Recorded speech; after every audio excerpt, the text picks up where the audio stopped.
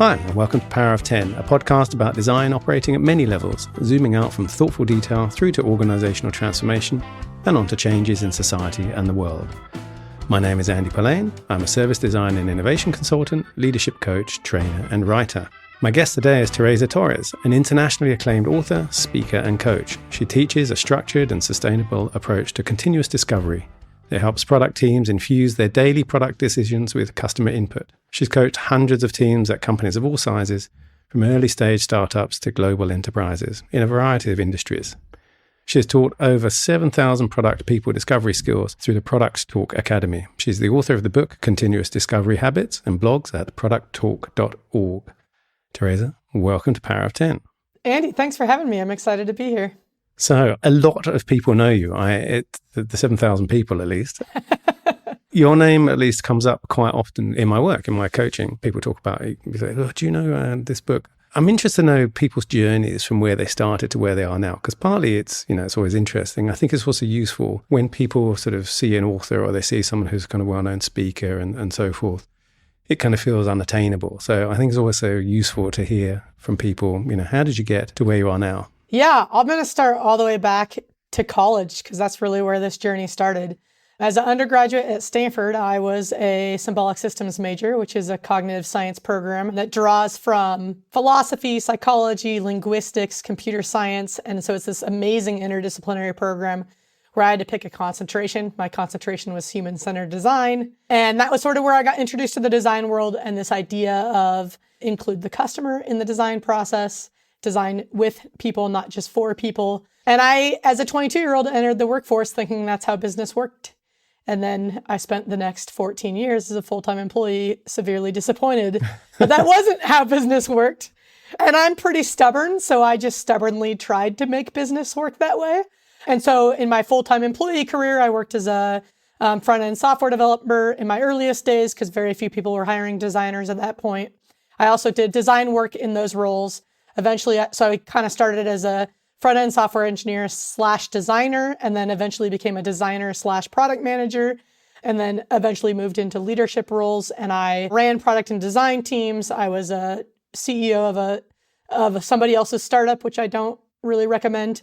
And then eventually decided that I just saw the same problem everywhere. And that's that most product people, whether you're product managers, designers, or software engineers, just weren't spending enough time with their customers. And as a result, they were building the wrong things. And so after I think my fourth really early stage startup, I just kind of got burnt out and started to look at how can I be more effective than trying to change one little company at a time? And then that's what led to my coaching business, which evolved over time into a course business and eventually the book. So can I ask, how long ago was it that you had that kind of moment of feeling disappointed? It started as a 22-year-old. I remember my very first job. The first company that I worked at was called Highwire Press. We were one of the earliest providers of STEM journals online. So today, the big dog in that space is Elsevier, and Elsevier owns their own journals. So there's all these other journals that like Science, Nature, New England Journal of Medicine, JAMA, all these really big name journals. They didn't have an internal organization to bring their content online, so they partnered with Highwire Press. And so that was my very first job out of school. It was a classic client vendor shop, right? They were kind of a professional services shop. There was no product managers there. There were no designers. There was one graphic designer there when I started. And there was a whole bunch of software engineers that were just like, we partnered with the American Association for the Advancement of Science, and our remit was put science online. And I was blown away because what I saw over and over again was we just said yes to whatever these societies asked for. And there wasn't a lot of product thinking. And I didn't even know product thinking was a thing at the time. I just knew that we should care about their end users. And that wasn't showing up anywhere in the process. It really was a classic. We still see this, right? A company's customers hire the company to basically do professional services for them rather than this product mindset of, we're building a platform that allows us to bring journals online. And to be fair to Highwire Press, they did build a platform to bring journals online. They ended up publishing over, I think, 3,000 journals, and they did build a really good product, but it was very client-driven rather than sort of market product-driven. And I was blown away by that. I was like, wow, shouldn't we be talking to our end users? That's what I just learned in school. Isn't that how the world works? And then I saw that everywhere I went and was just kind of disappointed by it. So the reason why I asked about the, when was that, was I was kind of looking to work out sort of the era. I know it outs you sort of age-wise. So when are we talking here, date-wise? Late 90s, early 2000s. Okay, all right. Yeah, sorry about that. So no, that's okay, because the whole sort of product thing, that's not that old really, or the thinking of sort of product thinking. We're going to have a conversation probably about this in a minute, because you know from me, I kind of rant on about the services versus product thing. But, it's more recent, I would say. What would you say, 10, 15 years? I mean, mine, the product has been going since when? I would say it depends, right? So I would say broadly, it's become a topic that most people are talking about only in the last 5 years. Yeah. I would say some of the best companies, we can push back 15 years. Yeah. Okay. Arguably, I would say this started beginning with the Agile Manifesto, which really was looking backwards, right? By the time the Agile Manifesto was written, it was looking at problems from the 90s and maybe even before that. Yeah. But the Agile Manifesto was like step 0. I'm not even sure that got us to product thinking. It just got us to talk to your customer a little more often. I think from a design perspective, I always had this kind of thing with the Agile Manifesto, which was, this is developers thinking in the way designers have always thought, in terms of that kind of iterative approach and all those kinds of things, and rather having, and actually sort of discovering what the problem is before you even start building something. That felt to me a very kind of designy approach. So it was always kind of weird for me to see sort of Agile then be sort of pushed on to design, because I felt like, no, hang on, we're already here. Yeah. The reason why I was asking you about the date thing is because I was thinking about this question. I was thinking, I can't ask this, it's really offensive, which was kind of along the lines of why does this book need to exist? And then I realized that the actual question is, because it's really good, your book, and I didn't want to say it like that. The less offensive version is, why do the problems that you tackle in this book still exist? Because as we've just talked about, these problems have been around for a while. And there's a bit of me that kind of feels like, we know this, right? We know that you should go and speak to your customers and understand what their needs are. And then that should flow into how you're deciding what you should be building. Why is this still a problem? Because humans are involved, I think is the short of it. Okay. I mean, some of us know this, right? Like, I think people with a design background and trained in, I can't even say a design background, because I meet a lot of designers that don't talk to customers, right? I think people with a human-centered design background, where they were taught to include the customer as part of the design process, get this.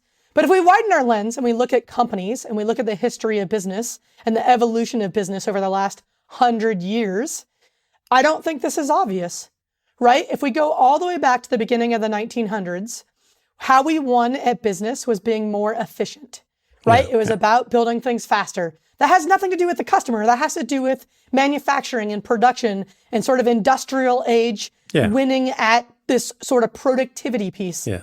By the time we get to the mid-1900s, we start to see a conversation around strategy and markets and your position in the market. Like, it's a little closer to being customer-centric, but it's not customer-centric. Like, there's nothing customer-centric about Porter and his strategy framework. Mintzberg, another big strategy, gets a little bit closer when he talks about emergent strategy and listening to your market. But we're still not really customer-centric even by the mid-1900s. And I think it really took the internet and the rapid pace of evolution and the dramatic increase of competition for business to start, I don't even think we fully recognized it, to start recognizing that really the biggest competitive differentiator is a better understanding of your customer. And I think we're swimming upstream against 100 years of history. We still see a lot of companies stuck in Taylorism and that sort of efficiency and productivity. A lot of companies still struggle with Porter. Like, a lot of companies still struggle with what in the world of strategy, let alone this next evolution of like, okay, we're actually designing for somebody. It seems like such a no-brainer, though, doesn't it? To you go and speak to your customers and understand what they want, and then try and design products and services that meet those needs. I've had this conversation many, many times when, there's a lot of frameworks out there. Some of them are kind of super complex. And what I really liked about your book is it's very clear. And I particularly like the anti-patterns, which I think was a very smart way of, so for those of you who haven't read it, you should. But, well, maybe you want to describe what the anti-patterns are and sort of how you came to the anti-patterns. And we'll start there. Yeah, so fortunately, when I wrote this book, I had already been coaching using all of the material in the book for years. In fact, I tried to write the book in 2016 and I realized, how do I know this content is going to work very well? I'm kind of developing it as I write the book. That felt very uncomfortable to me. I'm a very test and iterate kind of person. And so what I did was I started putting more of a formal curriculum behind my coaching so that I could test the content. And so where the anti-patterns came from, basically each chapter is about a habit that I want to see teams develop to help them build this strong feedback loop between the decisions they're making and their customers. And then because I had worked with a lot of teams trying to put those habits into practice, I saw where they went off the rails.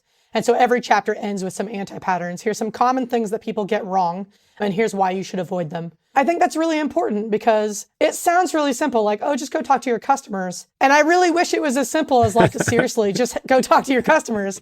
But what we see in practice is that people ask the wrong questions. Yeah, okay. They frame things in a way that they want their customer to say great things about them. They don't want their customer to criticize their babies, which is their beautiful, perfect ideas, right?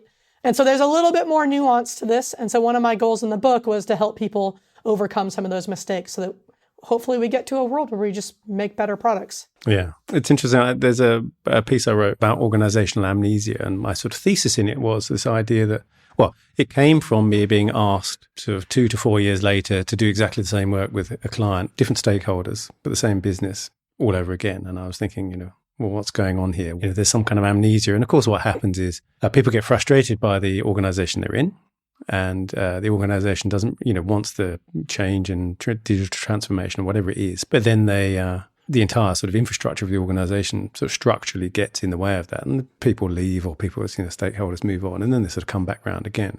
And one of the kind of things I was talking about was this idea of sort of cultures of doing, and actually about habits, which was, like languages or craft skills, if they're not valued and people stop doing them, they just kind of die out. And that's how I felt like you sort of get this amnesia in organizations.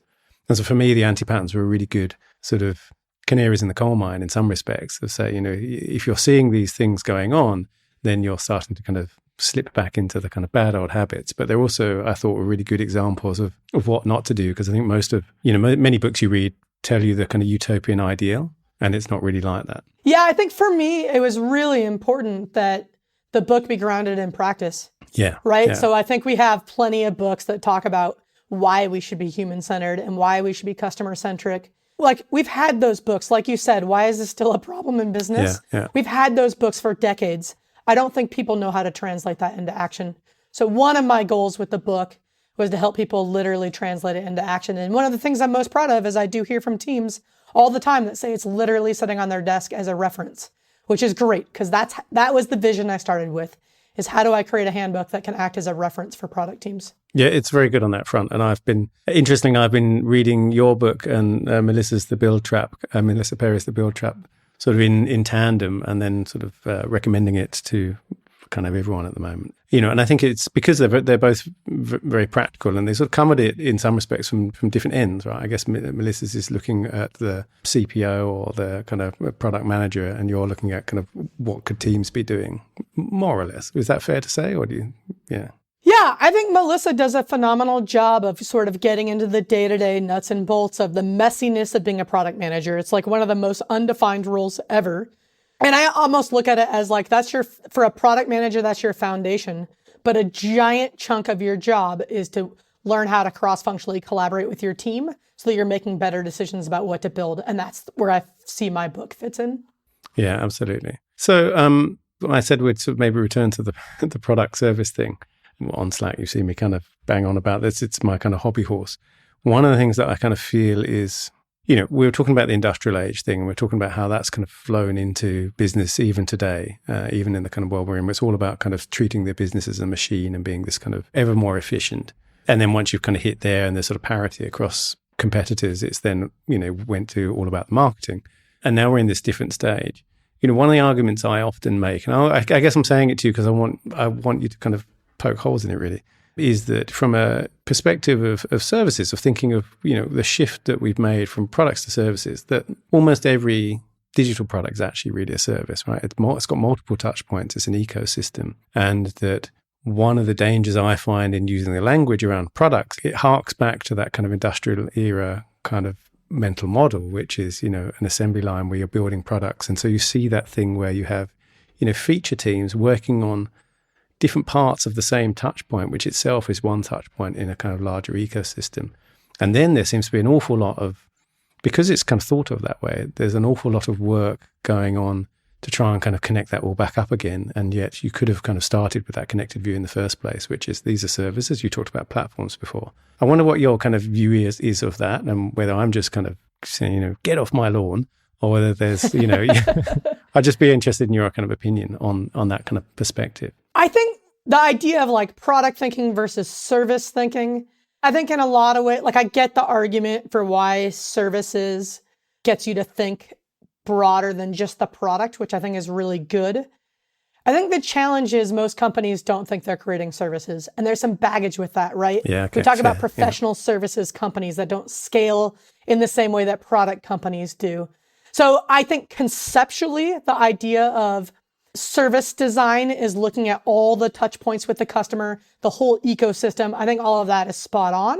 To me, it feels a little bit like the same way I feel about the jobs to be done language. It's really hard language for people to adopt. People understand they're building products. I actually like that product thinking is now becoming a part of the vernacular, because I think we can grow product thinking to mean all of that. I think one of the challenges with the product thinking language is that we tend to think it's what product managers do. Whereas I think product managers, designers, software engineers, anybody involved in building a digital product is part of product thinking. I'm not convinced service design is the right words. I think it brings up too much of this professional services. It's a little too foreign for a lot of companies that think about it as we make products. That's fair enough. I've lost count of the amount of times I've had to try and explain it. And in fact, the best way to explain it is either by an example or to work backwards and talk about the outcomes, and then go back to that ecosystem view. I think it's really important we not get caught up in the language. I'm not suggesting language doesn't matter. I have a linguistics background. Language definitely matters. But it's really easy to get into these like pedantic arguments about, is it like, I remember late 90s, early 2000s, it was about little d design and big D design and information architecture. Like nobody cares but us, right? And I feel like this distinction a little bit falls there. Like I saw today, somebody pushed back on how I was defining discovery, because they define discovery as starting with an idea. And I define discovery as starting with a customer. And maybe historically discovery started with an idea, but I don't think that's true. I think Marty Kagan popularized discovery, and he defined it, the term itself, and he defined it as how we make decisions about what we build. And I think we should include the customer and the problem space in how we make decisions about what to build. But here's the deal. I kind of wanted to respond, and I didn't, because I don't want to have those pedantic arguments like language evolves, right? Like I think what's really important is that we match our language to what our customers are using. This is part of that customer-centric thing. Like, why are we teaching them all new language? Wait, sorry, who are the customers in this? Are you talking about our clients as consultants, or are you talking about their end customers? Well, if like as an industry, people are starting to adopt this product language, and that's what's organically happening, I don't think that we should be swimming upstream against that, saying, no, this is the proper language for it, right? Yeah, it's not so much for me, it's not so much the words. I've just written a piece about this I'm going to kind of send out in a day or two as for part of my newsletter. It's more about, there's this famous phrase by a rabbi who said, words create worlds. Yeah. And there's this idea of kind of, the language you use really does make a difference. And it includes and excludes, if you think of, illegal immigrant versus asylum seeker, right? Or, all of those kinds of things, boy or girl. Or what if I'm neither, right? And all of those kinds of things. It's important, and we see it. Right now we see how there's a real push to kind of shift language, because language does set kind of mindsets, and hence sort of my thinking about this is, how much are you creating a problem through the language that you're then actually trying to undo through the process, and like some of the stuff you're working on. Whereas if we'd started from a different kind of place. And I don't really mean in terms of disciplines and stuff. I'm the same with you. I think, everyone is designing. If you're designing products that are part of an ecosystem, for me, you're in the business of designing services, right? Yeah. And the same goes in the other direction. So I think this is part of that argument of language evolves. Like I think language should evolve, and we should introduce new terms to help people grasp new concepts. I think the key is that the new terms have to be close to what is understood. Like in order for people to adopt them and for it to expand thinking, they have to be close to what they know today. Right. So I think discovery and delivery is a really great example of this. Yeah. It was not a big reach for people to go from product to product discovery and product delivery. Like that was adjacent to what they were already familiar with. And I think it's why they're taking hold. Yeah. Whereas I think some people take it too far and they try to introduce this whole new term. In fact, I feel like I'm responsible for popularizing opportunities. I didn't create that word. It was already out there and existing. And I kind of wish I hadn't popularized it because I think it is a little too different. I think I could have used customer needs, right? I was trying to get away from problem because we do more than solve problems. Yeah. But that's fine. It's out there. People are becoming more comfortable with it. But I recognize it's jargon that creates a barrier. And I don't want to be a part of that. I want to stay as close to the vernacular people are already using and then try to introduce language that expands that thinking. Nudge it around. So, well, let's talk about opportunities actually, because, I think that's one of your opportunity tree is probably one of the things you're, well known for. But the idea of not just kind of going off on all, in all directions and actually evaluating opportunities rather than just kind of needs. I think there is a bit of a difference between those two. And what do you think it is? Yeah, so I do like the term opportunity. I will say that I do think it's a good term. I like that it's slowly getting traction. So I didn't make up this word. I feel like it was already being used in the industry, but it was being used by designers. And I think the reason why it was introduced was that we used to talk about the problem space and the solution space. We see lots of products that don't solve problems. The examples that I always give is I really like ice cream. It probably creates more problems than it solves for me, but it is a viable product, right? So how do we represent that in this concept of the problem space? So I started to think about across a wide variety of products, what are they doing? They're addressing needs, they're reducing pain points, they're addressing desires. So ice cream kind of falls into that desire category. Like I want something that tastes delicious. Some things that taste delicious solve problems for me. They provide nutrients. Other things that address that desire create problems. So I can't really put them in the problem category.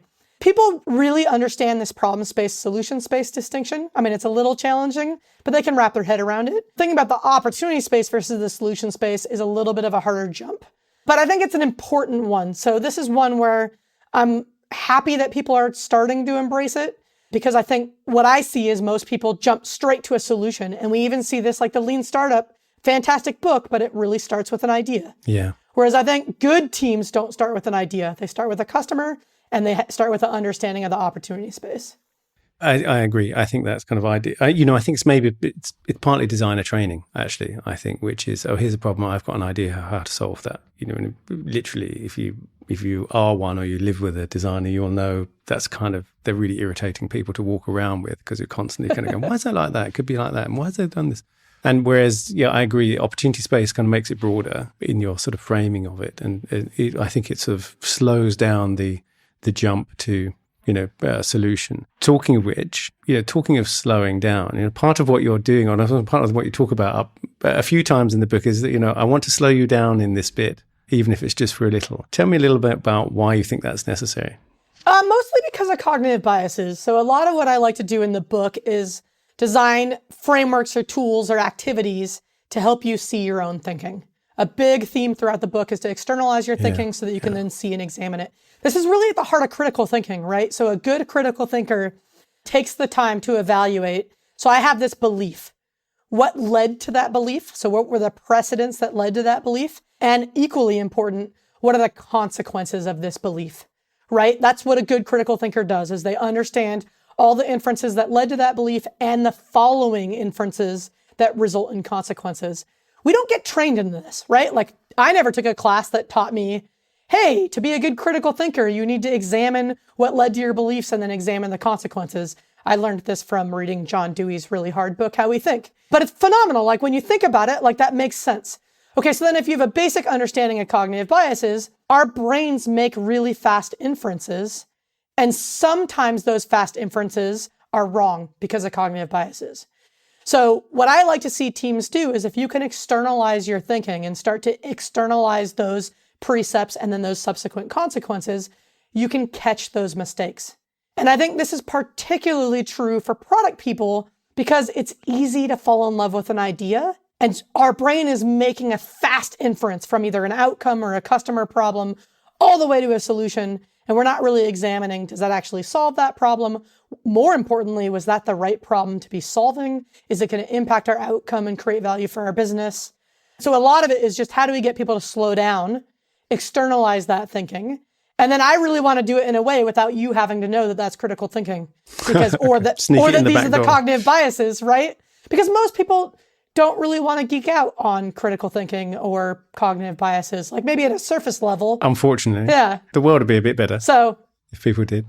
I try to ground it into the work that we have to do, right? Like just follow these methods, it'll help you overcome biases. You know, it's one of the biggest challenges I think that teams face, right? Which is this pressure for velocity, right? And quite often I'll ask, you know, why does this have to be done so fast? And, you know, why can't you take another week? And there is no real answer. It's just that they're told to. And, you know, and some of it ripples up to being sort of VC funded startup, but some of these aren't startups.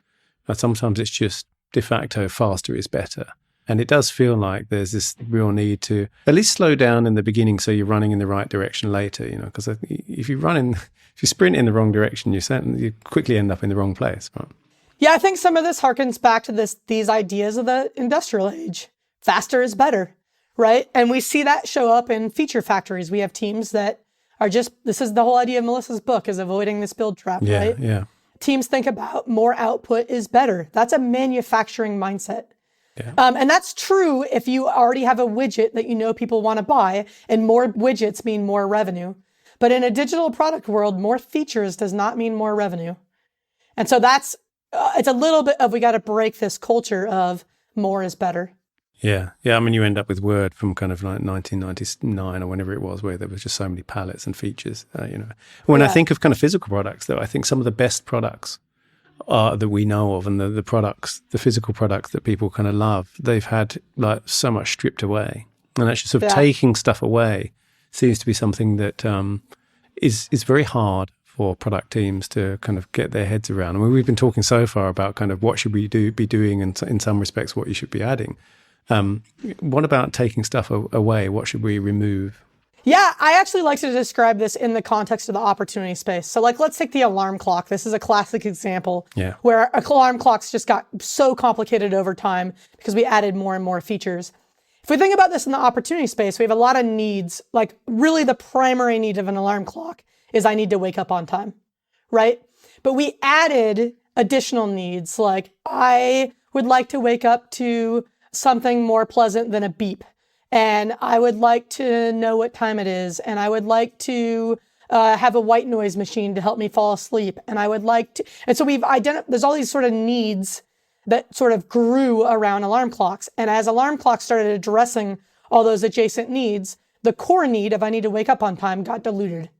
And so what happens is we partially solved a lot of opportunities, but we didn't fully solve any of them. And I think the best products limit the number of opportunities they solve, and they fully address them. And this is partly why I want to see teams map out the opportunity space and not move on to the next opportunity until they've fully addressed a small opportunity.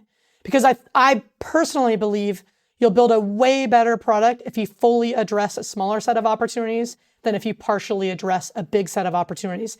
The problem with that mindset is that how people buy things is different from how people use things. And in the purchase decision, they want to see all those features, but when they're actually using it, all of those features actually interfere. And so until we start to figure out how to bridge that sort of marketing versus using gap, this is going to be a problem. I was going to say that's kind of a byproduct of marketing, you know, because, and I think that's how I mentioned Microsoft Word, you know, but quite a lot of things are equally, I could point at Adobe as well whilst I'm at it, which is, you know, it's like the marketing team, like, so what new stuff have we got this year that we can market? Right? And that's they get caught in that cycle. And you can't say, we've taken this thing away. The only company the only thing I can think of where a company did that, and, you know, it wasn't painless, was when Apple kind of rebuilt the iWork suite, and they kind of stripped it kind of right back and then kind of gradually started adding stuff in. But there was a lot that kind of went away. I mean, I would love to see marketing teams also become customer centric. Right now, they're very product centric, right? They talk about what we built. I would love to see them shift to, here's the success our customers had with this product, right? Yeah. That, I think, is when marketing will shift away from this feature factory mindset. Well, let's talk about outcomes over outputs. Sure. What's the difference? Yeah. So again, this is really grounded in that feature factory industrial age mindset, right? Where we've historically asked teams, produce all these outputs, build these things. And what we're starting to recognize, mostly because of the pace of change in the world, is that we can't predict right now what we should build 3 months from now, 6 months from now, 9 months from now. And actually, I think this is the silver lining of going through a global pandemic, is if you started January 2020 with a fixed roadmap, it probably changed by March of 2020, right? Yeah. And so what we're recognizing is, okay, if we can't predict the future because everything changes so quickly, let's take a step back and say, why are we building these outputs? What's the impact we expect these outputs to have? How are we measuring that impact? And that gets us to an outcome. And then that allows us to say, it's not about building these outputs. It's about having this impact measured by this outcome. So let's just start with the outcome and iterate our way through to figuring out how to reach that outcome. That allows us to react and be adaptable to change. It allows us to test and experiment. It gets us away from building too much and more about how do we build the least amount of stuff that has the impact we need.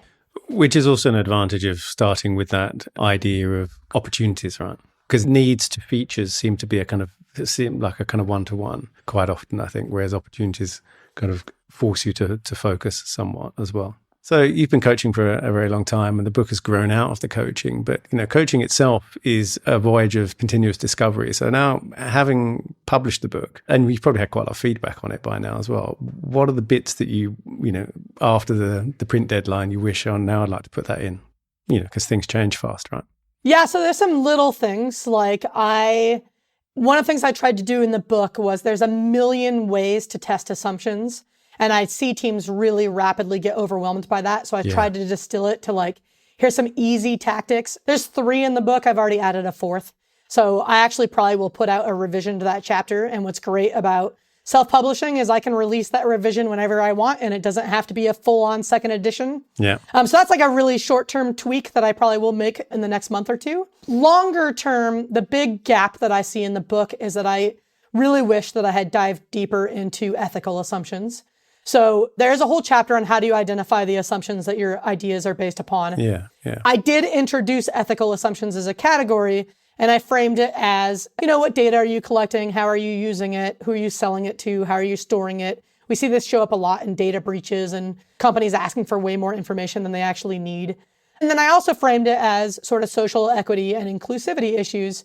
And that second category has blown up. We see a lot of teams talking about, again, thanks to 2020, how do we do that? How do we be more inclusive in the way that we build products? And I wrote the book throughout 2020, and that's been a topic I've been thinking about for a long time, but I really want to dive deeper. I think teams are hungry and eager to do that. They just don't know how. That probably won't be a revision on the book. That will probably be I don't know if it'll be a whole second book or if it'll be a workbook that complements this book. It's too early for me to tell, but I'm definitely diving deeper on how can teams surface ethical assumptions that will help their products be more inclusive and help us not replicate the inequities we see in our societies and the products that we're building. Yeah. I don't know if you know Sarah Betcher-Watter's book, Technically Wrong, and she sort of goes into this quite a lot. Oh, I don't. Oh, you should. You should definitely read it. Yeah, cool. And, and I can't remember when she published it a couple of years ago. It was just sort of I think it was just before Facebook, the whole Cambridge Analytica scandal kind of broke with Facebook. And then, since then, it seems like the sort of tech industry has been unraveling in that regard quite a lot. And I would argue that it's very, very hard to think about, because ethics is difficult, right? Ethics is tangly and messy, and there are no right answers. And I think designers sometimes come at it as a bit of, we're doing the wrong or the right thing. But often it's incredibly contextual, as the age-old trolley car kind of problem sort of demonstrates. And it takes some thinking through. And not only that, it takes a dedicated team of people to try and kind of nefariously break, to red team something, to really kind of nefariously kind of try and bend and break and think, how would someone abuse this product? How would someone use it completely differently to how we think? And, and that's my favorite thing to do to my poor students, is to kind of do that with their service concepts. But it's really, really valuable. It sort of runs counter in a way, I think, or it has up until now been connected to this problem of velocity. Because if you're going really fast, you sort of don't, well, as it's cognitive bias as well, you don't give enough time to think about these things, and with data is perhaps also equivalent to the speed thing, that, more speed or faster is good and more data is always better, was generally the kind of mantra.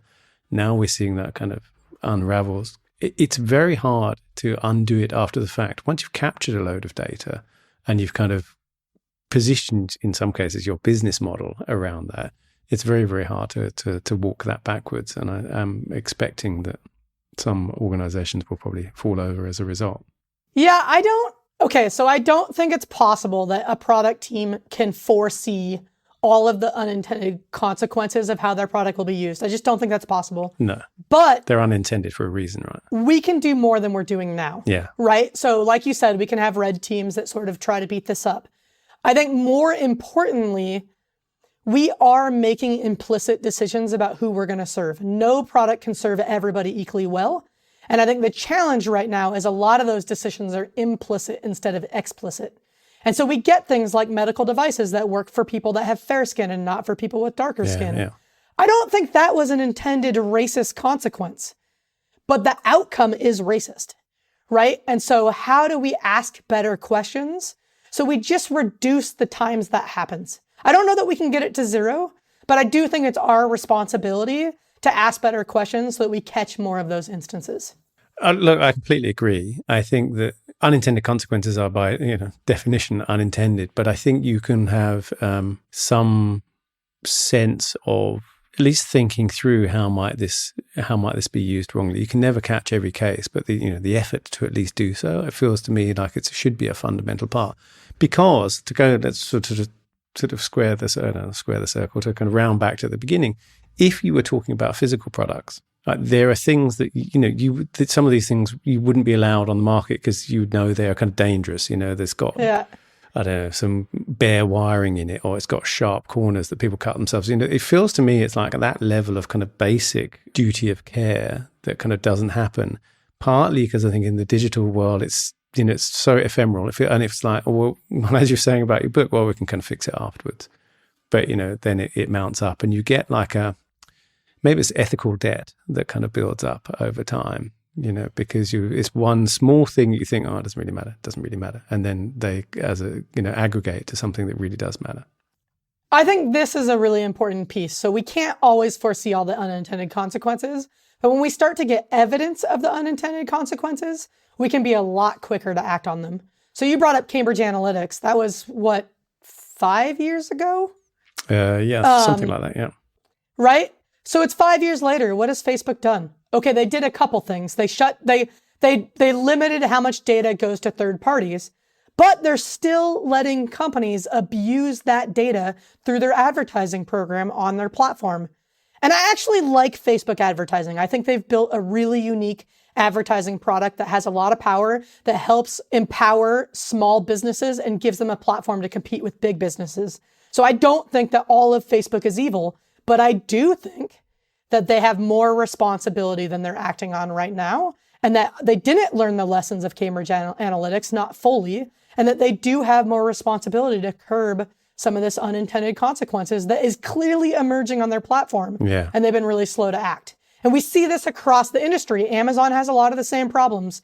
We see that they have unintended consequences of counterfeit products, and they've been aware of it for years, and it's still a problem, and it's still there. And I don't think there's easy answers here, right? Like, I don't know what the solutions are, but we certainly can be doing more. But this is what I mean by the sort of ethical debt idea, which is, it's very, very hard. Once you got to that scale, it's very, very hard to kind of then unpick it, and there was a thing recently where, I can't remember who it was, but someone from Facebook said, we've got the largest amount of the content moderators or something like that in the world working at our organization to take off disinformation. But, they've got an even larger, aka the rest of the company, group of people where the business model is really predicated on the opposite direction. And then it's impossible for that group of moderators to really do anything about it. And it sort of comes back to this idea that, everyone is designing this. You can't just have one group of people in the corner trying to kind of fix the ethics whilst the rest of the company is doing the opposite. And you just see it over and over and over in different industries. We're coming up to time. I feel like this is something we could kind of talk about for a very long time. At the very least, I think there's something there that is important, a message, which is to take the time to study your thinking and actually do some critical thinking before you touch any kind of design work at all. And that seems like a good kind of place to end. Now, listen, people can be coached by you. People can obviously read your stuff. They can also do your classes and courses online. So where do people find you online? Yeah, so the first thing is the book is called Continuous Discovery Habits. A lot of designers in particular, because I know you have a big design audience, ask me, how is discovery different from design? Discovery obviously draws a ton from the design world. Here's the key difference. Discovery is a team sport. A designer should not be going off on their own, being the voice of the customer and bringing it back to the team.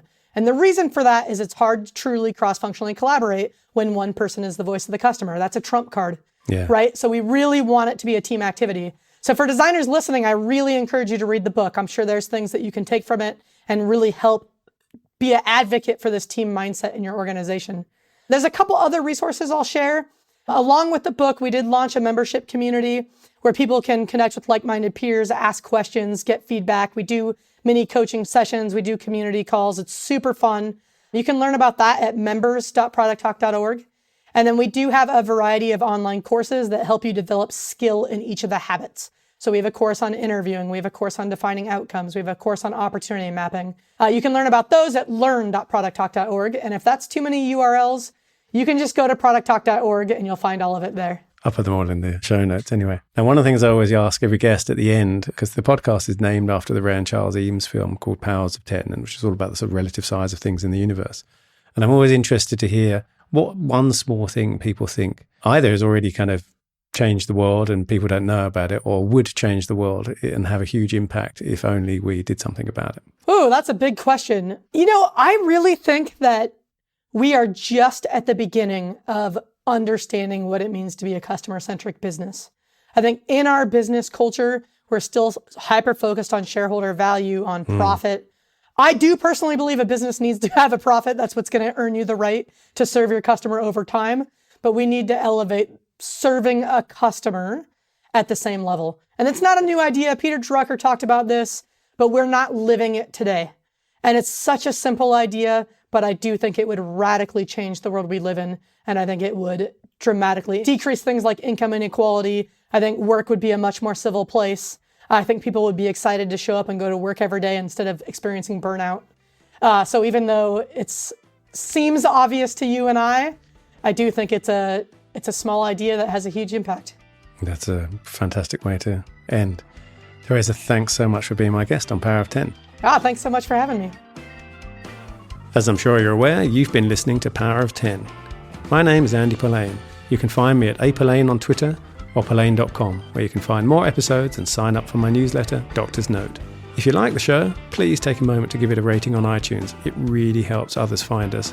And as always, get in touch if you have any comments, feedback or suggestions for guests. All the links are in the show notes. Thanks for listening and see you next time.